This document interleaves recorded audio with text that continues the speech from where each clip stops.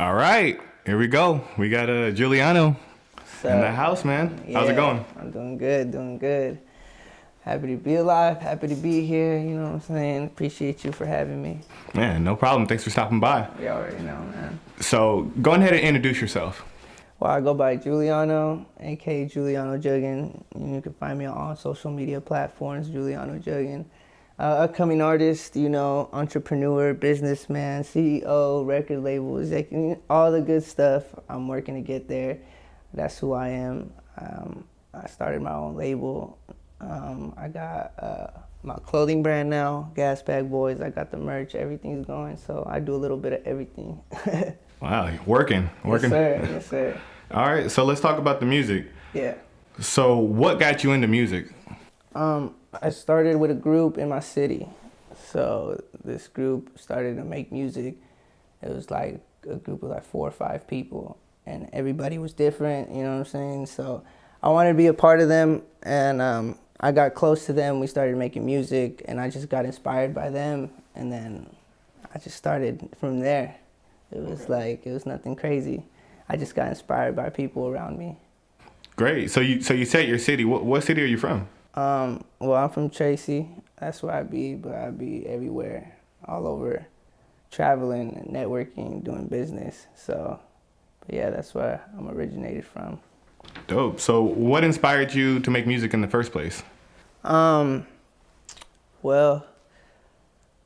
like I said, I started in that group. So as coming up, I was just like an underdog. So I guess that kept me motivated onto making music and to keep it going. And from there, that's just sparked everything. I was just haven't stopped yet. I've been growing. I've been learning. I've been developing. So that's all I could do. Oh, that's dope. So how would you describe the music that you typically create? It's more fun, wordplay. I just have, I don't even really like to categorize it or put it in a genre. It's just overall my way of expressing myself, having fun with music. Like I said, I like to wordplay, so I like to have fun with words. So, I mean, overall, it's just cool vibes. No, that's great. What is your creative process like? That's funny. It's different because I don't just be going into a studio and start recording and start doing stuff. Sometimes I'll be at home, I'll be recording myself, and then I'll bring it to the engineer, Adrian. Shout out Adrian. So he be my engineer. I bring it to him. We get in the studio. We start mixing, putting things together, adding touches to it. So it's either that way, or I do come into the studio, but with like all the homies. We in here, we chilling, talking the first couple hours, and then you get into it. You get the beat, and then you just off the vibe of how it's going that day. Literally, it's just having fun. I haven't really thought about it anymore like I used to. I used to really just like write my music down and then record it. But I feel it comes a lot more natural when you start doing it just on the spot, and then just expressing yourself on the beat at the moment when you're just recording it. So it's like, yeah, that's the way I like to record. That's great. So how did you meet Adrian? Adrian, so back I want to say 3 years already. It's been three years. He had messaged me on Instagram, didn't reply. He hit me up on Twitter. I didn't reply. And then I went to downtown Modesto for an event, and he was there, and he comes up to me and he goes, "Yo, I fuck with you, man. I hit you up. You never hit me back." And I was like, honestly, bro, I don't know. I just don't be pulling up like that, I didn't want to, but he's like, "Come through, we get you in the studio, blah, blah, blah." I was like, all right. So I pulled up, and ever since then, it's just been all love. It's just we creating never-ending music, and it's just dope. Yeah, that's really dope. Dope to hear. Yeah. So you mentioned being in the studio. Right. Who are some of the people that you would like to collaborate with the most with? I don't really have anybody, because right now I don't even really collab with anybody like that. I just like to help out my homies and just hop on their tracks or something, you know what I mean? But if I would like to maybe say some people, I'd say like what? Maybe like, I have a whole bunch. I don't really have one say. I'm not gonna say just one say person. Can you list like 2 or 3? It's kind of hard. I mean, I'll do ASAP Rocky and I'll do Kid Cudi. Those are the only 2. That's not the only 2 though. That's what I'm saying. Right, it's just like that's right there. No, that would be dope. Yeah, that would be amazing. Right. So if you could open up for any artist, who would it be? Myself. We gonna put on a major show, and I want to open up for myself. Like that's the main goal. That's the main goal. Cause it's cool opening up, but we want to open up our own shows. We going, you know what I'm saying? We getting there. No, it's definitely on the way. Right. Especially with all this Corona stuff going on. I'm gonna do virtual concerts. You feel me? How do you feel about virtual concerts? It's cool. I mean, I don't know. I feel like I don't know. It's kind of, I mean, if you were to organize it a certain way, I think it makes sense. You know what I mean? Like how, if you were to do like a party, like how they did the Jeezy versus Gucci thing, like if it was like that, that'd be cool. You know what I'm saying? People were throwing listening party. I mean, the watch parties at the strip clubs, at the, you know what I'm saying, stuff like that. That'd be cool. That's dope. Yeah. That'd be cool. Yeah. So I think it should get stuff like that. That'd be cool. Okay. So what is the message that you'd like to give to your fans? Oh man, never stop supporting, because y'all the ones who keep me motivated to keep going. You're the ones that are playing my music and getting the numbers up, doing all that possible, so I can just keep going and just, you know what I'm saying, keep creating music. So yeah, I really thank y'all. I appreciate, and keep supporting. Don't stop. Buy merch, buy Gas Pack Boys. You know, that's all I can ask for. That's great. So you mentioned you're a man of many talents, but what is one of the most useless talents that you have? That shit. No, I'm not even gonna. I want to say I want to think like that, so I don't want to think negatively of myself. So I won't. I don't think I have any of them. Everything's cool. Everything I do is nice. You feel me? Keeping it positive. I like that. What would you be doing right now if it wasn't for your music career and everything? I think nothing would change. It would just change, like I wouldn't be doing music, because I still do the whole clothing. I do the merch.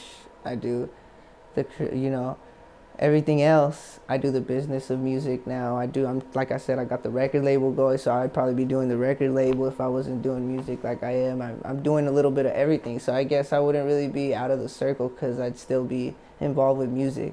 You know what I mean? No, I see that too. So we talked about performing. Where have you performed at, and what is your favorite and least favorite venues? I performed at a few shows, big shows type thing here around the city when they were in Turlock, at the Turlock Fairgrounds type. I've gone to the Oaklands. Every venue I've been to is cool. It's dope. I really don't have anything.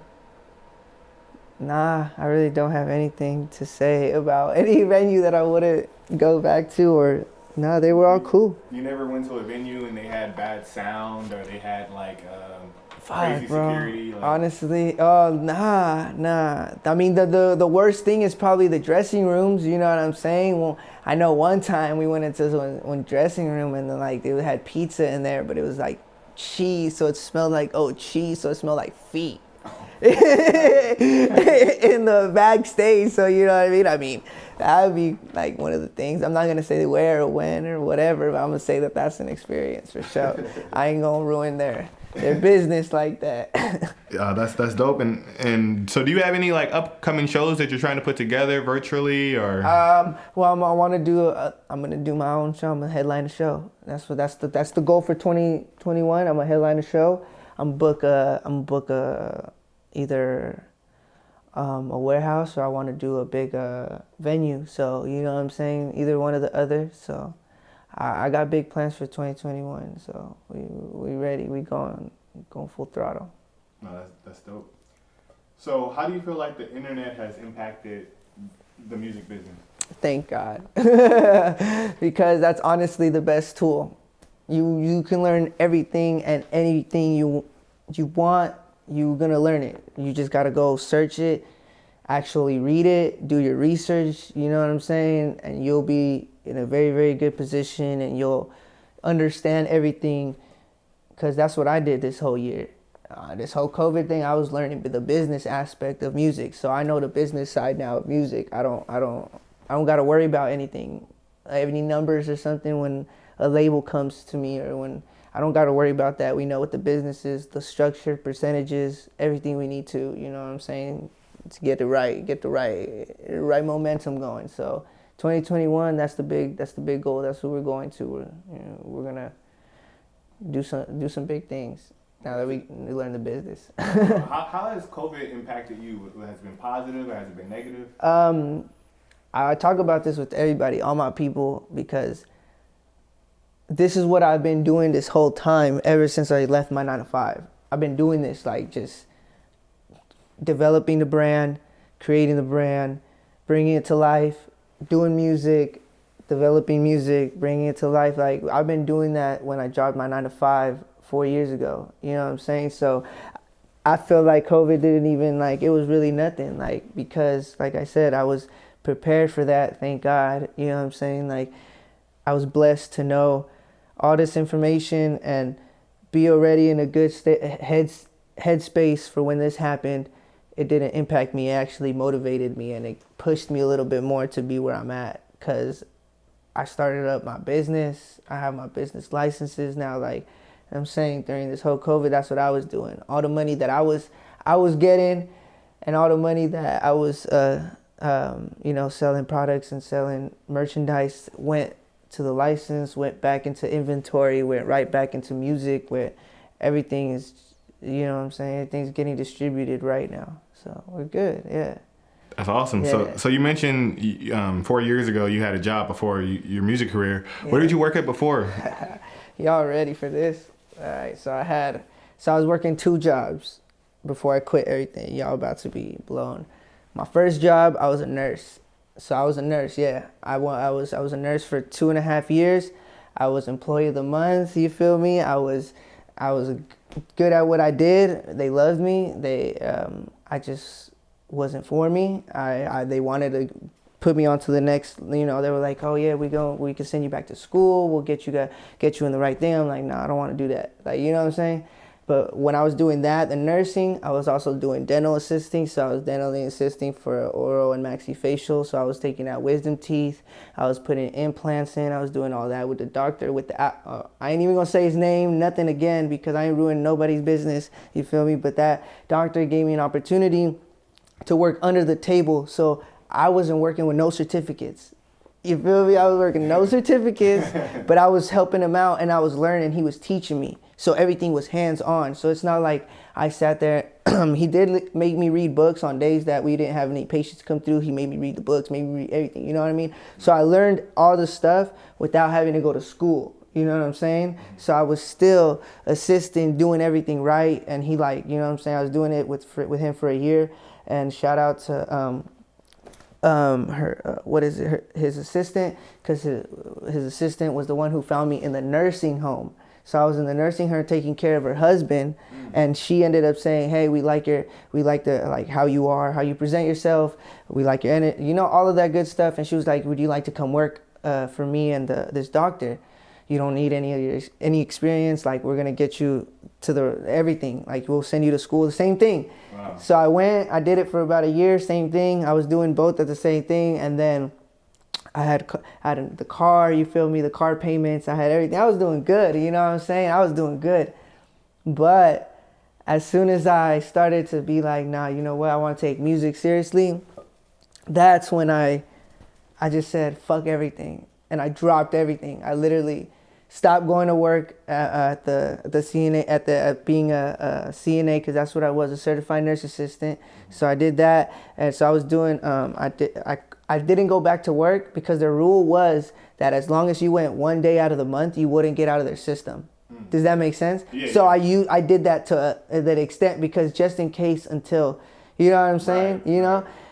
But at one point I was like, why am I even doing that? Because then I'm just thinking and I'm bringing that I'm never going to leave that place. So I got to cut that place off. And I stopped working there.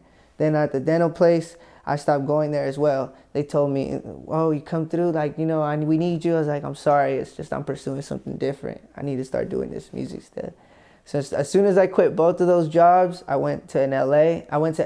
I experienced the craziest experience I could ever experience. And I was literally said, all right, I'm doing music. Like, I'm in the music business. I like this. This is what it is. This is where it led me to.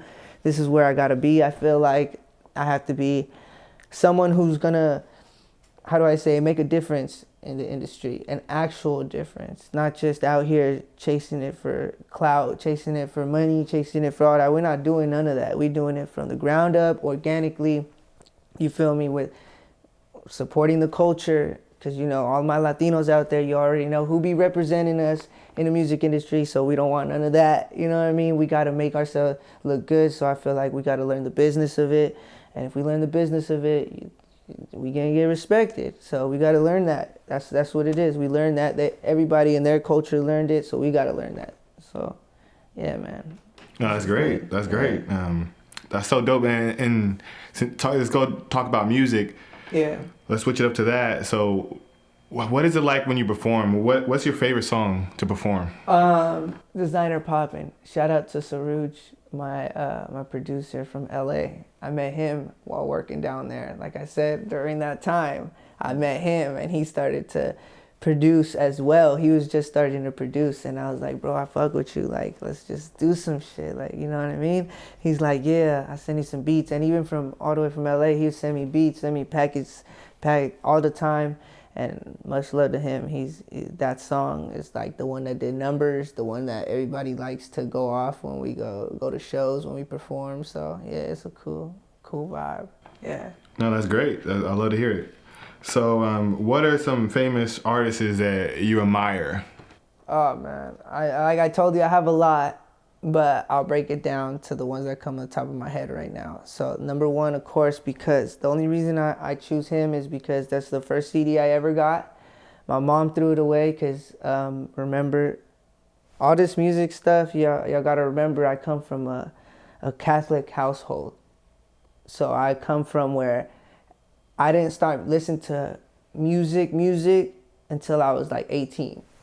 You dig? So I'm not gonna say how old I am now, but you know what I'm saying? But when I was 18, anybody who knows me, they know that I come from a Mexican old school household that believed any music that was in Spanish you call it el mundo, that's devil music, all right? So y'all know that if my mom wants to ever hear my music, she fucking thinks it's the devil, all right? So besides that, like I said, it's Snoop Dogg, that's number one.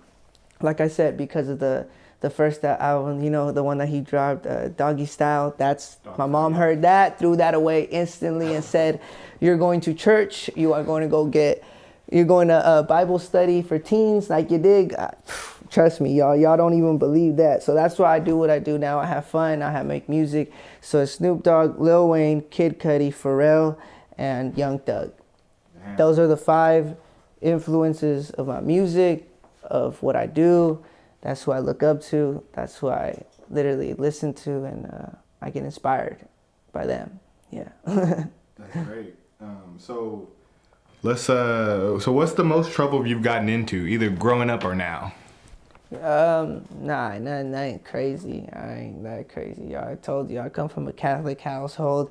I was playing soccer 24/7. For all my soccer people that know me in soccer community, I've been playing since I was like 5. I stopped after high school. When I went to college, I stopped. I just didn't want to play anymore. Fucking a lot of politics and the same thing in music, same shit everywhere else. So that's that. Quick little thing. I did go play in Mexico for this reserve team, and I came back after a month because I got homesick. Wow. I was only 14 though. You were playing in Mexico? Yeah, I only played for a month because I got homesick and I left. Dang, what was it like playing out there or being out there? I was living with my grandma. So like my dad's side step grandma. My bad, my mom, whatever it is. It was my dad's stepmom.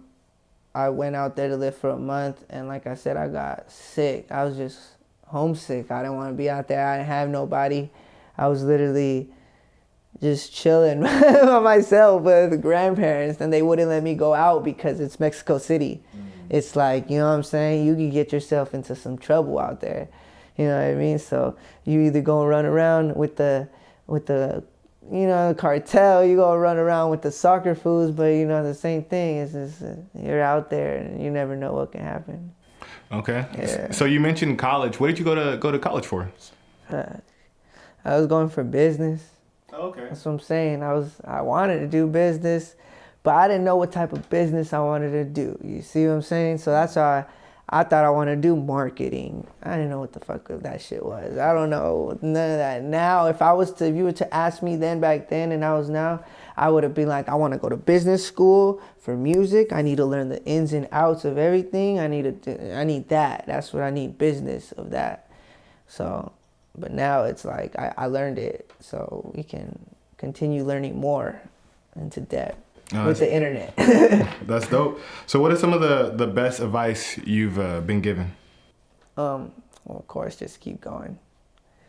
Just keep going. You got to keep going. I mean, that's the best advice anybody's going to tell you, because you can have a mentor, you can have somebody that you're looking up to, and you're following their footsteps. But again, you're following their footsteps, but that works for them. It doesn't mean that it'll work 100% all the time for you. It might, not saying it won't, you know what I'm saying? Your different mentality of a world of manifesting itself is way different than that person, you know what I mean? So again, it's like, whatever you manifest, whatever you want to bring into existence. Okay. So if you could change anything about the industry, what would it be?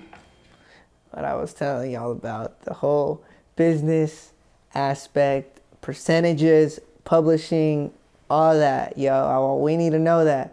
But again, that's how the world works, that's how the game works. You got to learn it, you got to go do your research, get on the computer. If you hear them talk about this, go do your research about that. You feel me? You hear them talking about percentages, go find out why they talking about percentages. They talking about publishing, find out why they talking about publishing. You know what I'm saying? The distribution, find out what's the best distribution for yourself. You know what I mean? Ask around, ask questions. You know what I'm saying? All the resources are there. You just got to go do your research. Like, for real. That's all it is. You know what I mean? Yeah. Okay. So what's next for you? Yeah, man. Still, we got the record label, like I said. That's the main thing I'm working on right now, getting that organized so I could start, bringing people on board, showing them what we got to offer. I'm on my Young Thug shit. I don't want to take nothing, no percentages, no nothing from nobody. I just want to help you develop, create, and give you a platform where you could come and showcase what you got. You know what I'm saying? That's me. That's what I'm trying to do. Like I said, like Gas Pack Boys is influenced by streetwear, hip hop, cannabis, and all of that sort. A multicultural society that we all bring together. And like I said, we give you a platform where you could bring your work, and you could showcase to our audience. Well, we got the type of audience and people that are interested in all of that sort. So we bring all of that together, and that's what I'm working on right now. Just developing Gas Pack Boys, the label, the merch, the brand. Myself as an artist, we got. I'm trying to get production. So production videos now. We gonna get real serious. We're gonna no more low budget videos. We get in the. You know what I'm saying? We spending money on good quality now. Like everything, man. I just got a whole bunch of plans. I just needed to learn the business side of it this year.